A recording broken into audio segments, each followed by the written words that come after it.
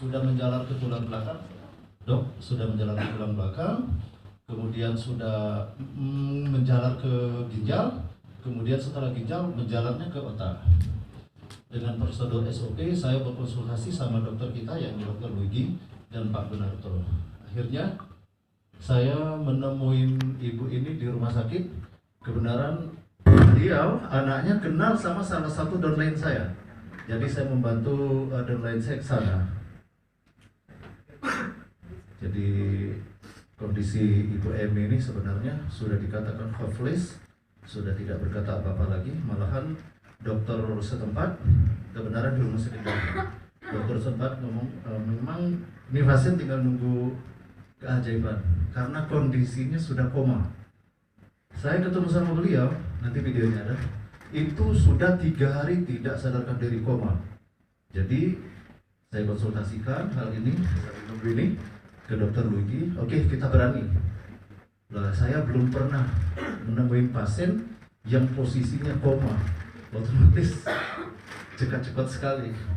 Setelah konsultasi, minta pendapat dari beliau. Oke, go ahead dengan persetujuan pihak keluarga, kemudian persetujuan pihak dokter yang ada di rumah sakit. Dokternya bilang apa? Begitu ditunjukkan SOP 100. Oh, oke, ini nutrisi, go ahead. Gitu. Masalahnya tanpa persetujuan dari dokter tersebut, kita pun tidak berani. Karena tujuan kita tadi baik. Kalau terjadi apa-apa, ini orang koma, Pak. Kalau dia tidak koma sih oke-oke aja. Yang namanya umur ada di tangan Allah.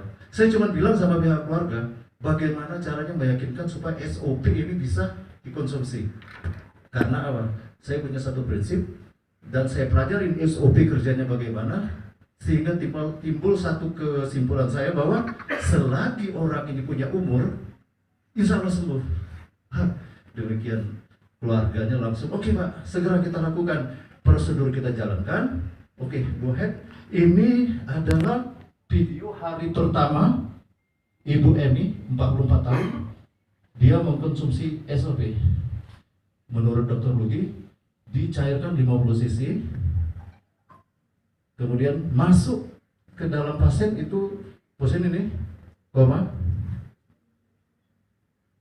50 cc melalui sobek.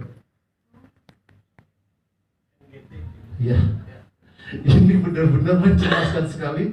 Pasca seminum pertama, saya malahan 3 jam Pak, ngabisin rokok dulu, nggak berani pulang. Nggak berani pulang, menenangkan diri dulu, karena ini pertama kali saya temukan pasien seperti ini. Akhirnya setelah tenang, saya bisa pulang. Besoknya saya pantau lagi, selalu. Jadi bapak-bapak, ibu-ibu, jangan khawatir. Kalau kita punya pasien, sebaiknya memang kita dampingin. Takut terjadi apa-apa. Mengap-ngap seperti ini. Sebelumnya, 3 hari ini posisi saya temukan 3 hari. Sudah di rumah sakit tidak sadarkan diri. Minumnya melalui sodek. Tidak ada pilihan lain dok. Satu-satunya yang bisa dilakukan seperti ini. Posisinya seperti ini dilihat. Ini yang kebenaran yang nyotik saya juga.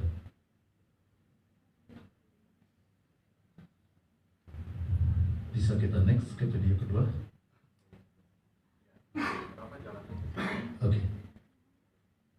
Jadi di video kedua, keesokan harinya saya pantau,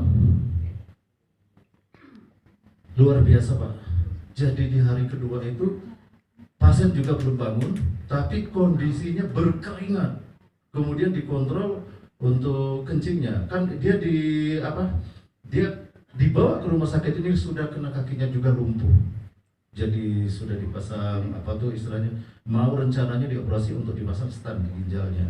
Jadi di hari kedua kencingnya luar biasa banyak, dan di sini memberikan spirit tersendiri untuk keluarga pasien. Luar biasa ini, dia bersemangat, berarti dari SOP ini ada harapan ini pasien akan membaik.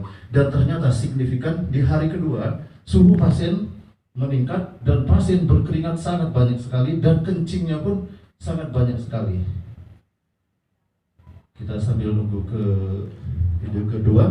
Kemudian di video ketiga, di hari ketiga, itu hal yang benar-benar Pak Gunarto sendiri bilang bahwa ini lolos dari maut, detik-detik lolos dari maut. Kenapa? Di hari ketiga pasien bangun dan sadar, diajak komunikasi dia sudah bisa merespon. Jadi memang saat itu pasien hanya bisa menganggukkan, kemudian dengan kode mata. Nah, ini di hari ketiga. Di hari ketiga dia posisi bangun seperti ini. Sudah buka mata, waktu ditanya suruh istighfar segala macam, pasien merespon. Alhamdulillah pasien ada kemajuan. Diteruskan, Dr. Luigi menyarankan untuk ditingkatkan konsumsi yang tadinya SOP pagi 2, malamnya 2, disuruh tingkatkan menjadi 3 kali, Dok. Diikutin juga saran dari Dr. Luigi. Di hari ketiga ini kencingnya lumayan banyak, dan kalau saya, karena saya bukan orang kedokteran, jadi saya menjelaskannya asal-asalan aja, cuman kurang lebih karena saya ada pengalaman dari reaksi bahwa dengan kencingnya yang sangat banyak artinya bagus. Yang dilihat ini adalah hari keempat. Hari keempat pasien tanpa sadar, tanpa sepengetahuan rumah sakit dan pihak keluarga, dia mencabut selang sondiknya sendiri. Dia cabut sendiri. Pertanyaan, Pak. Ini kondisinya bangun, Pak, sehat, segar, bugar. Di sini sudah bisa. Nah, ini adalah downline saya yang menemukan pasien tersebut. Namanya Pak Quinta, masih muda sekali, masih mahasiswa. Dia aktif dan dia berani menangani ini. Kemudian di hari keempat dokter sudah menjanjikan kalau pasien sehat ini harus segera cuci darah dan operasi ginjal.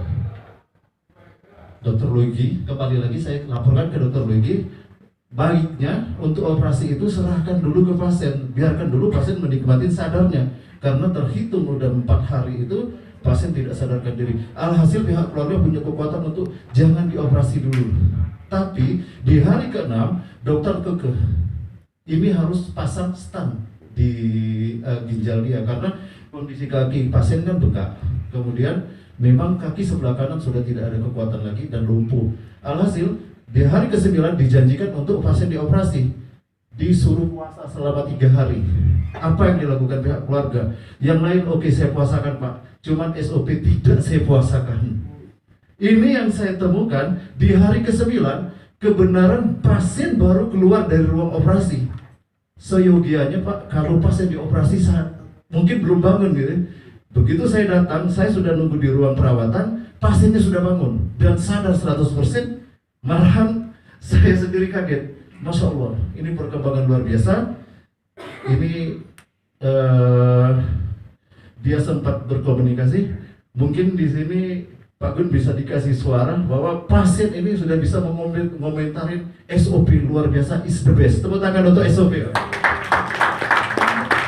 Dan informasinya selanjutnya ada juga detok yang dialami oleh pasien tersebut. Jadi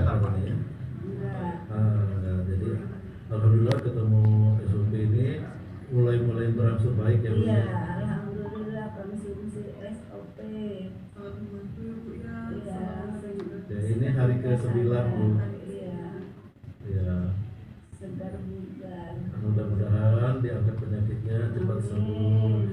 SOP is the best. Coba ke sini, Bu, lihat sini, Bu. Ya, oke. Dan luar biasanya lagi, Pak, karena dianya sudah merasa enak, hari ke-10 pasien ini ngotot minta pulang, mungkin jenuh juga tertidur di sini kan. Dan kemudian kakinya di hari ke-10 itu yang tadinya kakinya benar-benar dipegang sama saya, diurut, tidak ada reaksi dan tidak ada rasa, hari ke-10 mulai pegal. Jadi tolong angkatin pegal dan sakit. Yang namanya tadi lumpuh, tadinya diurut, diangkat sama saya, itu sama sekali tidak ada rasa. Dan begitu hari 10 dia merasa sakit, dia ngomong sama keluarganya, mending pulang aja. Pihak rumah sakit mengizinkan, di hari ke-11 beliau pulang. Sampai ditahu cuma dengan perjanjian bahwa hari itu kejadiannya hari Sabtu, hari Senin harus kontrol lagi. Begitu. Nah demikian, ini penjelasan dari keluarga pasien. Mau dikasih suara atau enggak?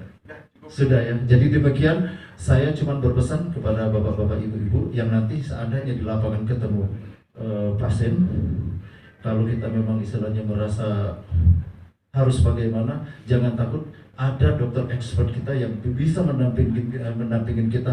Saya lihat 24 jam ya, di WA-nya saya perhatikan jam 3 pun masih melek bersama Pak Gunarto. Jadi anytime dianya selalu memberikan kita arahan semestinya bagaimana kita menangani pasien. Demikian juga kita harus membantu downline kita. Demikian Bu sesi testimoni dari saya, silakan kita dengarkan ini.